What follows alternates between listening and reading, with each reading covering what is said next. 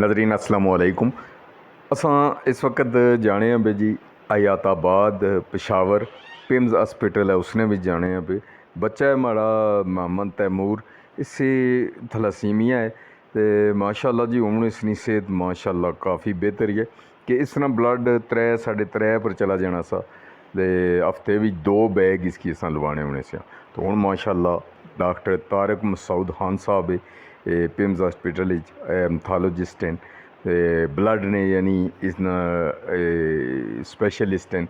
इन्हों को तुसा खड़ो जिथे भी तलासीमिया ने बच्चे हैं सारे तुसा इन्हों को खड़ो तो इंशाअल्लाह ताला आराम आसी, क्योंकि हमारे बच्चा जो तैमूर है इसकी तकरीबन 1.5 साल हो ही गया, कोई ब्लड नहीं लगा इसकी, सिर्फ मेडिसन यूज़ करनी पे खाना पीना भी पे हर चीज़ आखिया ने खाओ पियो।